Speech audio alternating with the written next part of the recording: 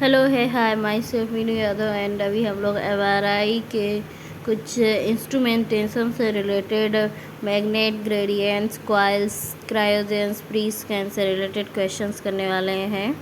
So let's start here. So which of the following is an advantage of permanent magnet MRI system. Permanent magnetic MRI system का क्या advantage होता है? तो इसका advantage होता है लो ऑपरेटिंग कॉस्ट होती है इसकी परमानेंट मैग्नेटिक एमआरआई सिस्टम का। और जो following types of MRI magnet is also known as classical electromagnet हम लोग किसको कहते हैं? तो क्लासिकल इलेक्ट्रोमैग्नेट जो होता है रेजिस्टिव मैग्नेट को बोलते हैं। So which of the following is a disadvantage of a resistive magnet MRI system. Resistive magnet MRI system का डिसएडवांटेज क्या है? तो इसका डिसएडवांटेज है हाई पावर कंजप्शन करता है ये, and the type of MRI magnet that is produced by cooling a current down to 4 degrees kelvin is known as a. जो एमआरआई का मैग्नेट का टाइप होता है जो कि प्रोड्यूस करता है by a cooling current down to 4 degrees kelvin, तो इसको किस नाम से हम लोग जानते हैं? तो हम लोग इसको कहते हैं super conducting magnet. Super conducting जो मैग्नेट होता है वो प्रोड्यूस होता है by cooling a current down to the 4 degrees kelvin, and जो मैग्नेट अलाउ करता है हाईएस्ट फील्ड स्ट्रेंथ, तो उसे क्या बोलते हैं? उसे बोलते हैं super conducting magnet. And coils used to correct imperfections in the magnetic field are known as। जो coils होती हैं करेक्ट करने के लिए imperfections को, तो उसको क्या बोलते हैं? उसको बोलते हैं सिम coil। सिम coil किस चीज़ के लिए यूज होती हैं? तो सिम coils यूज होती हैं imperfections to correct imperfections in the magnetic field। Okay, and let's see our next question। So our question number 7 is the type of magnet that is produced by permanently magnetizing ferromagnetic substance is known as। मतलब वो magnet का type बताइए जो कि produce करता है permanently magnetising ferromagnetic substance का नाम क्या है? तो उसका नाम है permanent magnet. And in the clinical MRI, permanent magnet can be produced to operate up to the watt field strength। जो परमानेंट मैग्नेट्स होते हैं वो कितने फील्ड स्ट्रेंथ तक प्रोड्यूस कर सकते हैं? तो वो 0.3 टेस्ला तक प्रोड्यूस कर सकते हैं। And which of the following is a disadvantage of using A permanent magnet in clinical MRI. कौन सा डिसएडवांटेज है यूज करने का permanent magnet in clinical MRI में? सो लो फील्ड फ्रिंज फील्ड, लो ऑपरेटिंग कॉस्ट, लो फील्ड स्ट्रेंथ, या फिर ए और बी दोनों। तो इसमें जो है लो फील्ड स्ट्रेंथ जो होता है वो डिसएडवांटेज होता है यूज करने का परमानेंट मैग्नेट का। परमानेंट मैग्नेट क्या करता है? लो फील्ड स्ट्रेंथ प्रोवाइड करता है। एंड कौन सा मटेरियल मोस्ट कॉमनली यूज होता है to produce a permanent magnet? Permanent magnet को प्रोड्यूस करने के लिए कौन सा मटेरियल यूज होता है? तो वो यूज होता है aluminium nickel cobalt alloy. Aluminium nickel cobalt alloy use होता है। And the type of magnet that is produced by passing an electrical current through a conductor is known as. वो magnet का टाइप जो कि produce करता है passing an electron को पास होने से और करंट थ्रू ए कंडक्टर, तो इसको किस नाम से जानते हैं? तो इसको कहते हैं रेजिस्टिव मैग्नेट, एंड इसको क्या कहते हैं? Electromagnetic magnet. इलेक्ट्रोमैग्नेट और रेजिस्टिव मैग्नेट क्या करते हैं? प्रोड्यूस होते हैं by the passing an electric current through the conductor is okay. The rule is used to determine the direction of magnetic field in an electromagnet is known as। वो rule जो कि use होता है determine करने के लिए direction of magnetic field in the electromagnet, तो उस रूल को क्या बोलते हैं? Then we say that right hand thumb rule. Okay, ये क्वेश्चन एम्स जम्मू में अभी एग्ज़ाम हुआ था, उसमें आया हुआ था। ओके, कौन सा क्वेश्चन, कौन सा रूल यूज होता है direction of magnetic field change करने के लिए इन द इलेक्ट्रोमैग्नेट? तो right hand thumb rule use होता है। और क्लिनिकल एमआरआई जो होती है रेजिस्टिव मैग्नेट यूजुअली ऑपरेट होते हैं एट व्हाट फील्ड स्ट्रेंथ? जो रेजिस्टिव मैग्नेट होते हैं किस फील्ड स्ट्रेंथ पे ऑपरेट होते हैं? तो जो क्लिनिकल एमआरआई में रेजिस्टिव मैग्नेट ऑपरेट होते हैं वो बिटवीन 0.15 टू 0.25 टेस्ला पे ऑपरेट होते हैं। And which of the following is an advantage of using A resistive magnet for clinical MRI? Resistive magnet use करने के लिए क्या एडवांटेजेस हैं? तो ये लो कैपिटल कॉस्ट इसमें लगती है। And the law that is use to determine amount of resistance in a conductor, जो कौन सा ऐसा लॉ है जो कि डिटरमाइन करता है अमाउंट ऑफ रेजिस्टेंस को इन ए कंडक्टर में? तो उस लॉ को क्या कहते हैं? Then we say that Ohm's law. Resistance को जो कंडक्टर में बताता है वो उसे ओम्स लॉ बोलते हैं। ओम्स लॉ क्या है? V बराबर I क्या है? ये क्वेश्चन कई एग्जाम्स में आ चुका है, आप लोग एक बार इसको कमेंट करेंगे, ठीक है? मैं अभी बताऊंगी नहीं, मैं नेक्स्ट वीडियो में बताऊंगी। The type of magnet that is produced, वो टाइप मैग्नेट जो प्रोड्यूस होता है by removing resistance from the conductive wires, जो by removing resistance from conductive wire होता है उसको क्या बोलते हैं? Then we say that super conducting magnet. Okay, let's see our next question.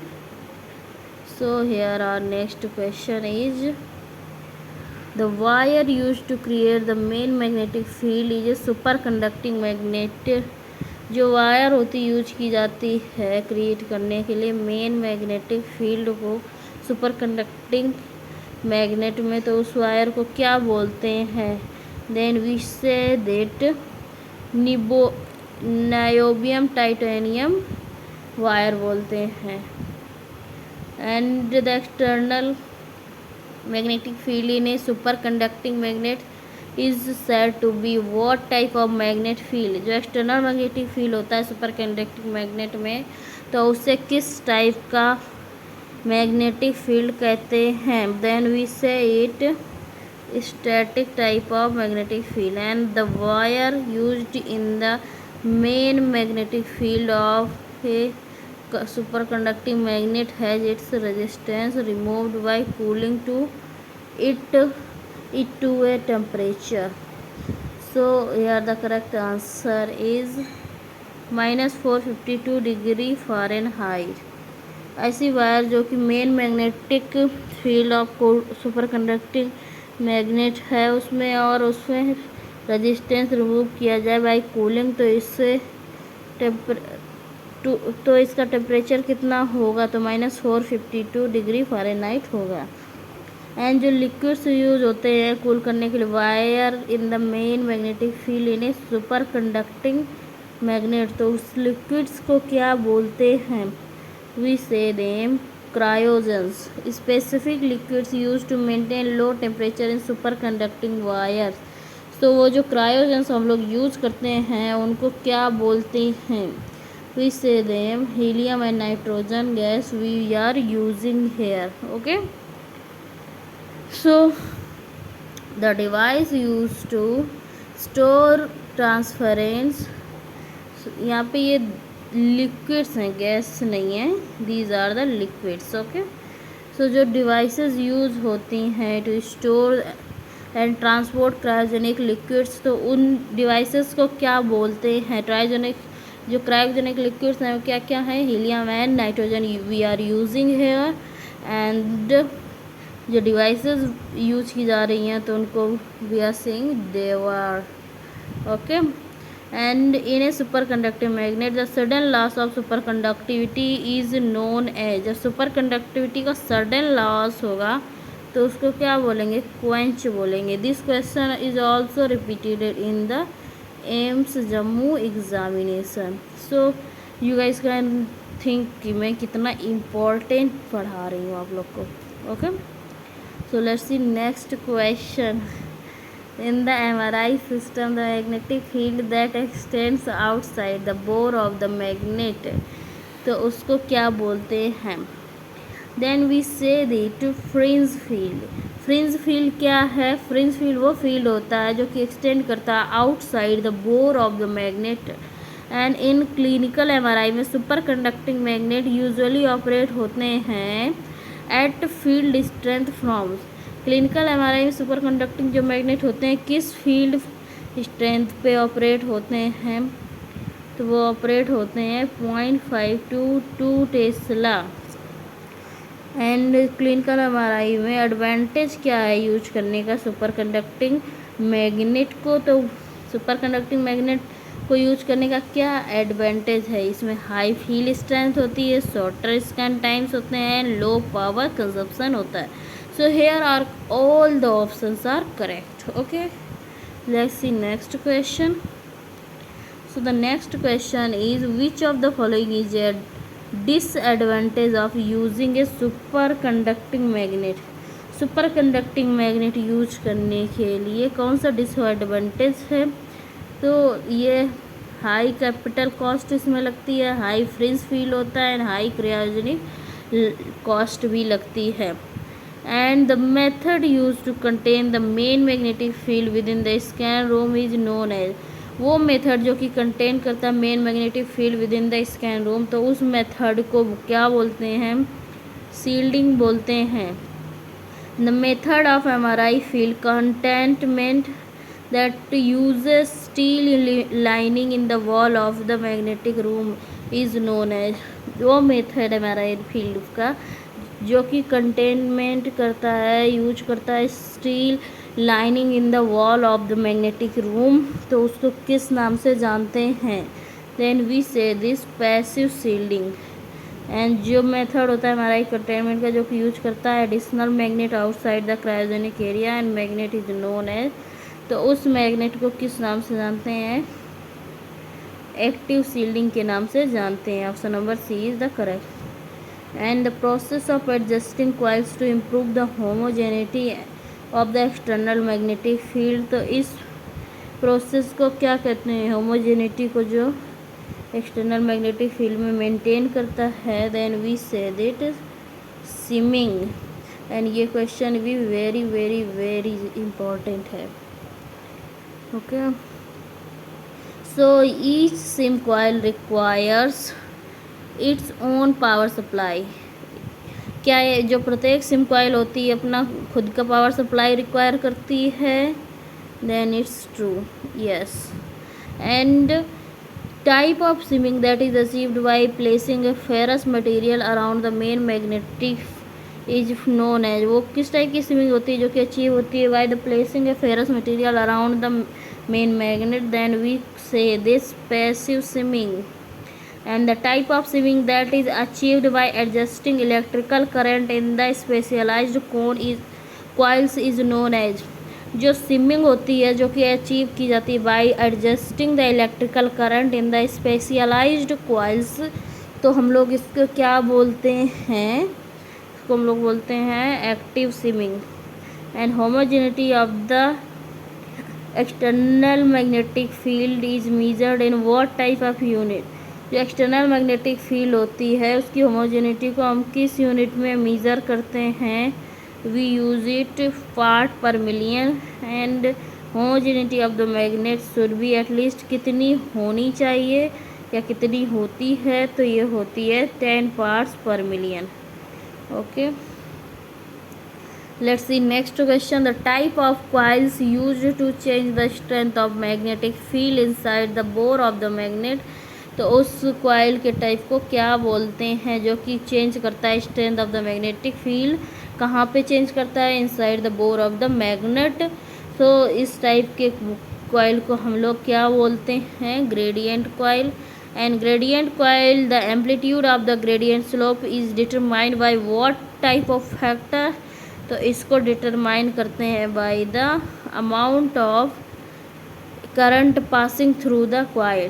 And how many gradient coils are there in a MRI system? एक MRI system में कितनी gradient coils होती हैं? 3 pairs of gradient coil. And gradient strength is measured in what form of unit? जो gradient strength है उसको किस form में मीजर करते हैं? तो हम लोग इसको गॉस पर सेंटीमीटर में भी मीजर करते हैं एंड मिली टेस्ला पर मीटर पे भी मीजर करते हैं। The time it takes for a gradient to reach its peak strength is known as। जो ग्रेडियंट का टाइम होता है इसकी पीक तक रीच करने के लिए ग्रेडियंट कॉइल का, तो उस टाइम को क्या बोलते हैं? Then we say that rise time. Okay. And coils that are used to transmit and receive radio frequencies are known as। वो कॉइल जो कि ट्रांसमिट और रिसीव करने के लिए आरएफ फ्रीक्वेंसीज के लिए होती हैं, तो उनको किस नाम से जानते हैं? उनको आरएफ कॉइल्स जानते हैं। And coils, RF coil that is encompasses the entire anatomy to be scanned is known as. तो वो आरएफ कॉइल जो कि इनकम्पस करती है entire anatomy of the scanned, तो इसको किस नाम से जानेंगे? Then we say it volume coil. And the type of RF coil configuration जो कि यूज करती है एक pair of coils perpendicular to each other and transmit receive signal is known as. We say this quadrature coil. Quadrature coil क्या है? RF coil होती है जो कि कॉन्फ़िगर करती है uses of pair of coils perpendicular to each other to transmit and receive signals. Okay. The type of RF coil configuration that uses a series of independent coils to create one image is known as। जो कि एक series of independent coil use करती है क्या create करने के लिए? एक इमेज करने के लिए, क्रिएट करने के लिए। तो उस टाइप की आरएफ कॉइल को क्या बोलते हैं? Then we say that phased array coil. And the type of RF coil configuration that is used to image anatomical structures close to the surface of the patient is known as। जो RF coil configuration होता है जो कि use होता है to image anatomical structures की image लेने के लिए close to the surface of the patient, तो इस टाइप की RF coil को क्या बोलते हैं? Then we say this surface coil कहते हैं इसे। And mutual induction between the RF transmitter and RF receiver is known as. जो आरएफ ट्रांसमीटर और रिसीवर के बीच में म्यूचुअल इंडक्शन होता है तो उसको कपलिंग बोलते हैं। And isolation the RF transmitter from the RF receiver, जो आइसोलेशन होता है तो उसको क्या बोलते हैं? उसको बोलते हैं decoupling. And the computer that performs the complex calculations necessary to reconstruct MRI images is known as।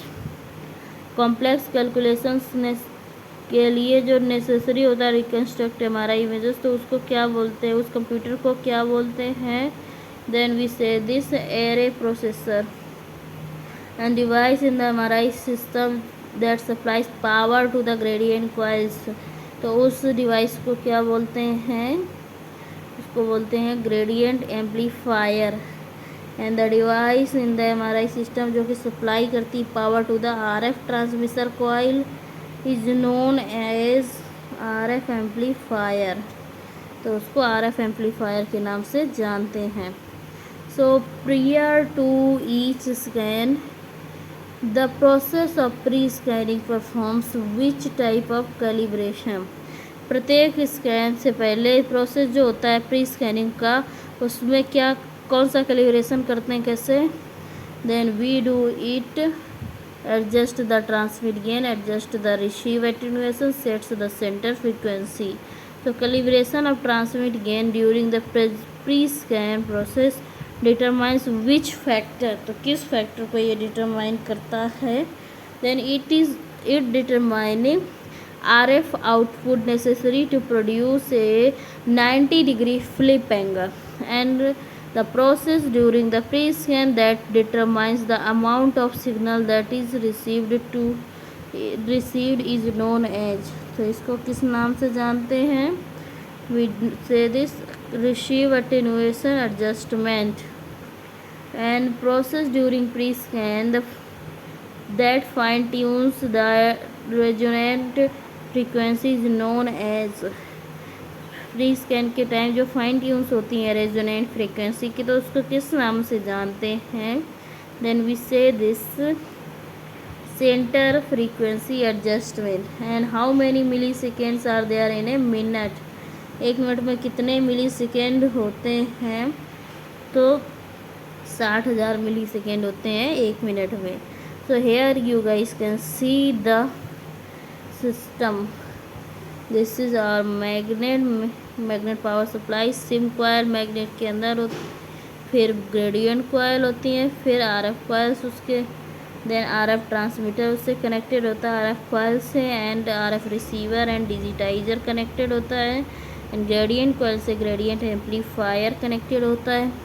Then ये सभी कैसे कनेक्टेड होते हैं, होस्ट कंप्यूटर जो होता है उससे, और ये जो सिम कॉइल्स होती हैं ये सिम पावर सप्लाई से कनेक्टेड होती हैं, और जो होस्ट कंप्यूटर होता है इसमें इमेज आर्काइव सिस्टम होता है, और जो होस्ट कंप्यूटर होता है ये कनेक्टेड होता है इमेज प्रोसेसर से, फिर इमेज प्रोसेसर जो कि ऑपरेटर कंसोल में चल रहा होता है वहाँ पे इमेजिंग देखी जा सकती है. सो हेयर इंस्ट्रूमेशन पूरा टॉपिक हमारा कंप्लीट हो चुका है. So you guys can like, share and subscribe. Okay.